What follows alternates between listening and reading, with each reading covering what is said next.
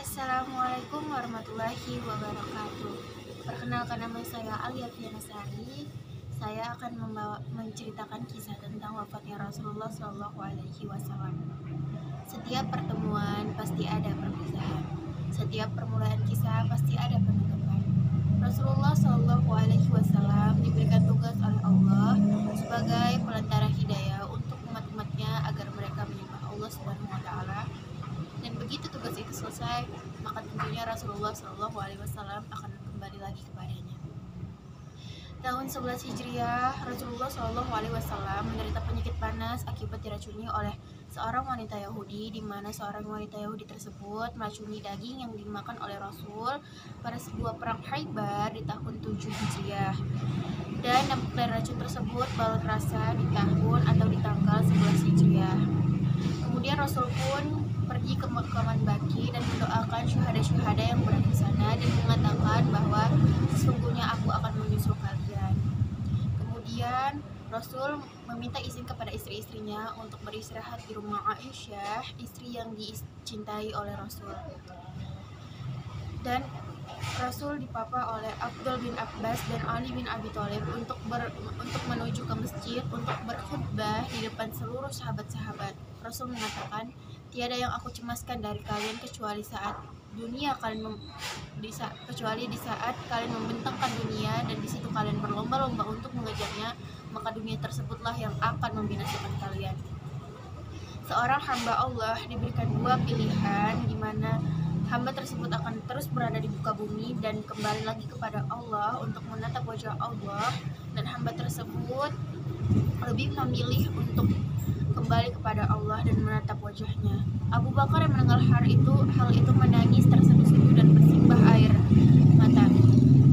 Seluruh sahabat terheran-heran kenapa Abu Bakar menangis saat itu, dan seluruh sahabat mulai paham bahwa itulah isyarat hari terakhirnya Rasulullah SAW. Kemudian Rasul pun dalam keadaan semakin melemah dipapah kembali oleh Ali bin Abi Thalib dan Abdul bin Abbas ke rumah Aisyah, dan Fatimah datang itu ke rumah Aisyah. Dan biasanya Fatimah disambut oleh Rasul, dicium oleh Rasul, tapi kini Rasul tidak bisa bangkit lagi untuk menyambut kehadiran Fatimah. Fatimah pun berkata, "Wahai ayah, betapa sakitnya rasa sakit yang engkau rasakan, wahai ayah. Betapa dahsyatnya dan luar biasanya rasa sakit yang engkau derita, wahai ayah." Apa yang dikatakan Rasul? Rasul mengatakan, "Wahai Fatimah, inilah hari terakhirku, wahai Fatimah, inilah hari terakhir untuk aku merasakan sakit, wahai Fatimah. Di keesokan harinya aku tidak akan merasakan lagi penderitaan lagi, wahai Fatimah." Rasul pun membisikkan kalimat-kalimat ke Fatimah, dan Fatimah pun berlari dan menangis sejadi-jadinya. Namun Rasul pun kembali lagi membisikkan sesuatu ke telinganya Fatimah, dan Fatimah kembali tertawa. Di kemudian harinya orang-orang dan Aisyah bertanya tentang apa bisikan Rasul tersebut. Fatimah menjawab, di bisikan pertama Rasul mengatakan beliau akan meninggalkan kita semua, itulah yang membuatku sedih.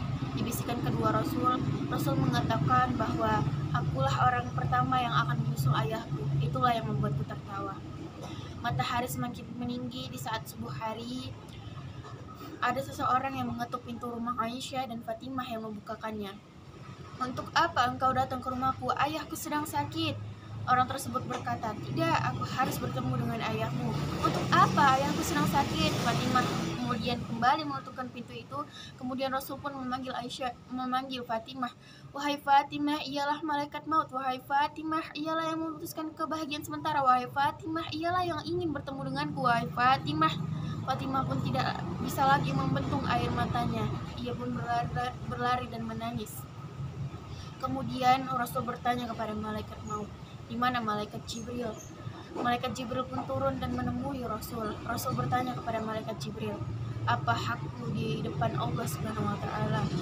Malaikat Jibril menjawab, Sesungguhnya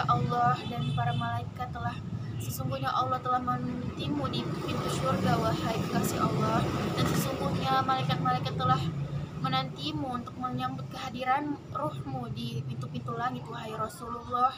Apa yang Rasulullah katakan? Apa yang Rasulullah lakukan? Rasulullah tidak tersenyum.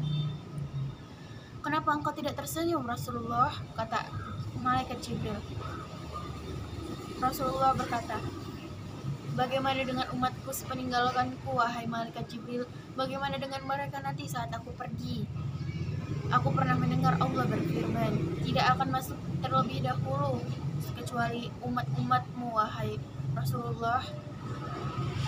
Kemudian diperlahanlah ditarik ruh dari Rasulullah, dan Rasulullah mengatakan, "Betapa luar biasanya sakit rasa sakaratul maut ini, wahai malaikat Jibril. Jika engkau mau ya Allah, timpahkanlah seluruh rasa sakit ini kepadaku ya Allah." Rasul pun semakin menderita sakit seperti dicacah oleh pedang rasa sakaratul maut tersebut. Dan itulah detik-detik terakhirnya, dan itulah detik-detik wafatnya Rasulullah. Aisyah berasa bingung, Aisyah berasa bersedih. Ia kemudian berlari ke depan rumahnya dan mengatakan bahwa Rasul telah wafat, Rasul telah meninggalkan kita. Umar yang mendengar hal tersebut mengatakan, "Tidak, Rasul tidak meninggal. Rasul seperti Nabi Musa alaihissalam yang kembali kepada Allah dan akan kembali terhadap kita." Umar mengambil pedangnya dan mengatakan bahwa siapapun yang mengatakan Rasul wafat, maka akan penggal kepalanya. Abu Bakar mencoba untuk menenangkan Umar, tapi Umar tidak mendengarkannya. Lalu Abu Bakar pergi ke mimbar dan mengatakan, "Ketahuilah wahai manusia, saat kalian menyembah Rasul, Rasul hanyalah manusia biasa yang mati. Tapi ketika kalian menyembah Allah, Allah hidup dan tidak pernah mati." Tersungkurlah Umar, menangislah Umar, dan bahwa dia paham saat itulah wafatnya Rasulullah SAW. Rasul pernah berujar kepada sahabat-sahabatnya, "Wahai sahabat-sahabatku, aku merindukan saudara-saudaraku." "Siapa saudaramu ya wahai Rasulullah?" "Kami ini saudaramu wahai Rasulullah." "Tidak, kalian bukan saudara-saudaraku, wahai sahabatku. Saudaraku ialah orang yang tetap beriman kepadaku meskipun dia belum pernah berjumpa denganku." Semoga mendapat hikmah dari saya. Sekian dari saya. Apabila ada salah kata atau kalimat-kalimat yang salah saya sampaikan, saya mohon maaf kepada Allah. Saya akhiri. Wassalamualaikum warahmatullahi wabarakatuh.